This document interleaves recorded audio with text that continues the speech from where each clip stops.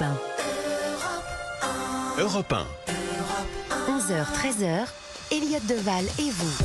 Il est midi sur Europe 1, merci d'être avec nous et de poursuivre votre journée à nos côtés, à nous écouter en direct sur Europe 1 pour Elliott Deval et vous. Je rappelle que, chers auditeurs, c'est vous qui donnez le tempo de cette émission avec une parole libre, une parole plurielle, un numéro 01 80 20 39 21.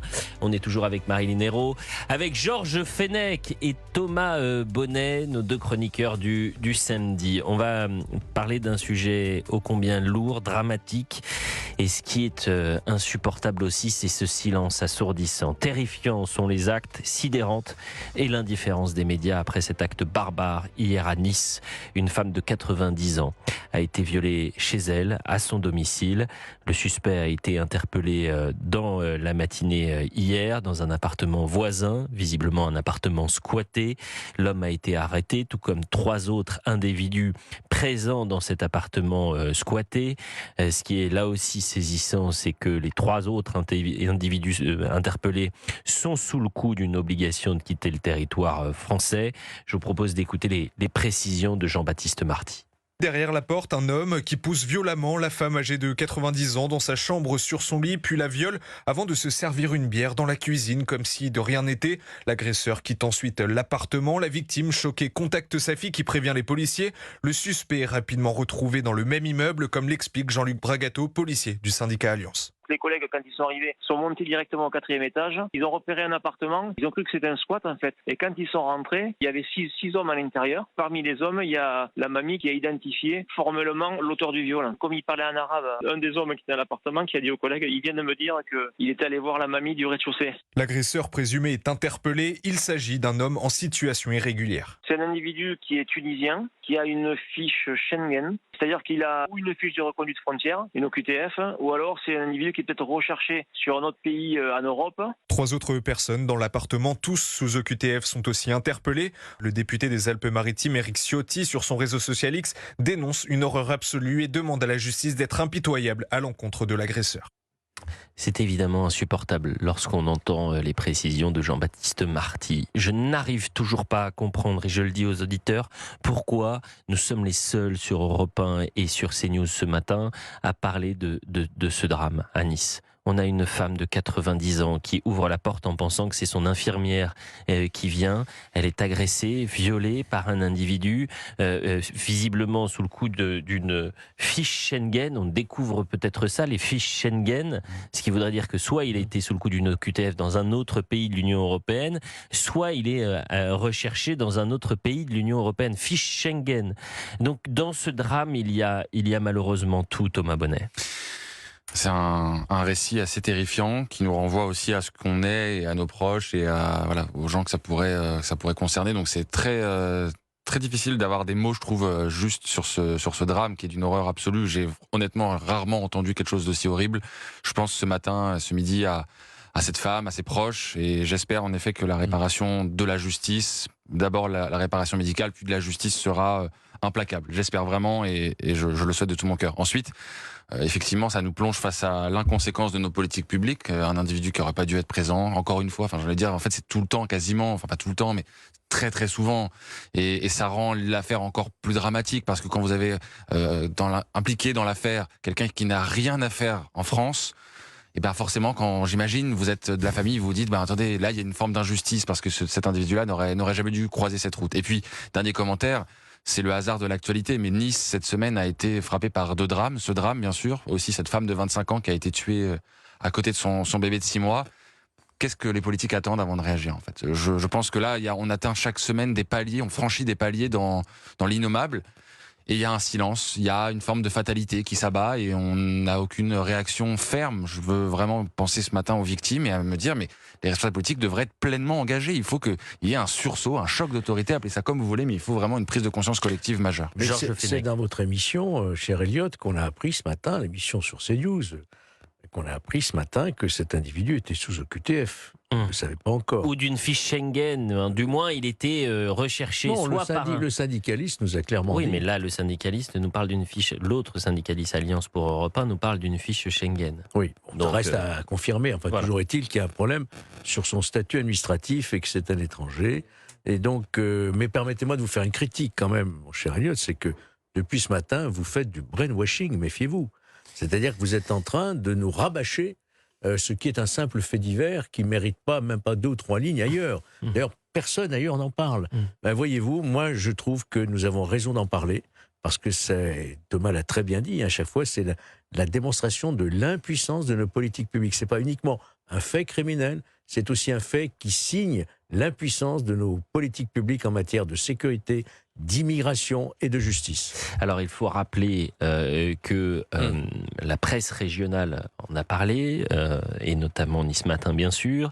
Il faut rappeler que la presse web de certains grands médias, les grands médias se sont intéressés. Mais moi ce qui me sidère, c'est que ce matin dans les matinales des chaînes d'information, ou aux 20h hier de TF1 ou de France 2, je ne sais pas si ce sujet a été massivement traité. On parle d'une femme de 90 ans, d'une femme de 90 ans qui a été violée. Donc, je vais même vous dire, hier après-midi, puisque ça s'est passé hier matin, et tous les médias étaient au courant des premières informations qui étaient relayées par leurs sources policières, c'est vrai, les services police-justice.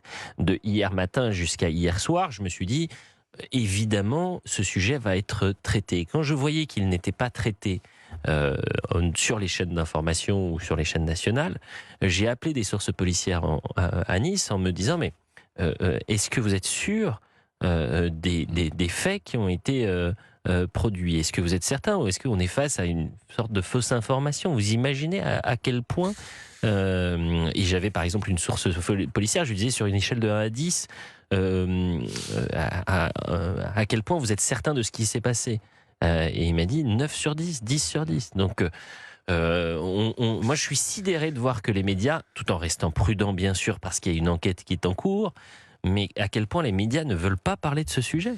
Thomas Bonnet. Donner à ce drame la place qu'il mérite dans les médias, c'est accepter de questionner énormément de questions taboues dans un certain nombre de médias. C'est-à-dire, effectivement, le lien entre une partie de l'immigration, la délinquance, la criminalité, lien établi statistiquement, mais rappelez-vous cette émission du service public qui disait il n'y a pas de lien entre l'immigration et la délinquance, c'est la science qui le dit. Donc en fait ils sont dans un déni total, et mettre ce sujet-là en avant, c'est questionner cette réalité-là. C'est questionner aussi la réalité de l'ensauvagement de notre pays, où ces faits-là se produisaient pas, il y a 50 ans, il n'y avait pas des affaires comme ça qui se déroulaient en France.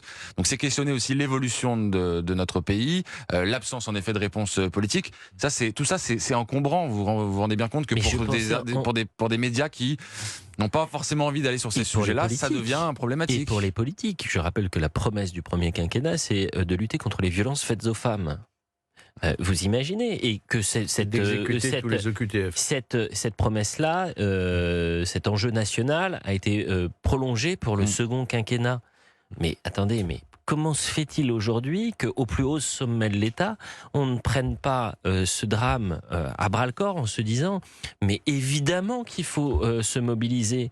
J'ai vu que Christian Estrosi, le maire sortant de Nice, a réagi, Éric Ciotti également, mais ça reste à l'échelle régionale. Alors encore une fois, sur le web, il y a des papiers, je vois BFM, France Bleu, 20 minutes, France Info, Nice Matin, Le Figaro. Mais moi, je pense à la famille de la victime ce matin. La famille qui doit se dire, mais attendez, comment se fait-il que aujourd'hui, on ne parle pas de ce drame? Isabelle nous appelle, et elle nous appelle depuis Nice. Bonjour Isabelle. Bonjour Elliot. Merci d'être en direct avec nous. Je suis ravie de vous avoir au téléphone. Moi aussi, même si cette actualité, elle est dramatique, moi ça me fait évidemment, ça nous déchire le cœur de parler de ce sujet. Oui.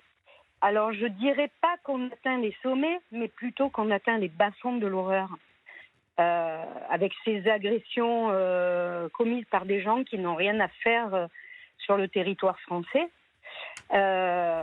Rendez-vous compte, violer une dame de 90 ans. Non, mais c'est monstrueux, quoi. Et même pas un animal pourrait se conduire comme ça. Et moi, ce que je pense, qui me vient à l'esprit, c'est que avec la non-exécution des expulsions des OQTF, l'État met en danger le peuple français. Quand est-ce qu'ils vont nous rendre des comptes? L'État, les juges, qui jugent, certains juges de gauche, qui jugent avec complaisance, parce qu'on en a vu, c'est pas la première fois malheureusement qu'il se passe une horreur pareille. Ils ont été condamnés à quoi, les gens? Ils sont où maintenant? Qu'est-ce qu'ils font? Rien. Rien n'est fait. Ils sont toujours là et ça continue. Et comme disait Thomas Bonnet tout à l'heure, que je salue et que j'aime beaucoup, que je suis sur CNews et compagnie, j'adore. Merci. Voilà, c'est dans le silence et dans l'indifférence quasiment. C'est fort le mot indifférence peut-être, je ne devrais pas employer ce mot-là, mais quasiment l'indifférence générale, quoi. C'est effrayant de voir ça. Alors il faut encore une fois être très prudent parce que il y a l'enquête qui est en cours et qui va nous apporter tous les éléments dans les prochaines heures, bien sûr.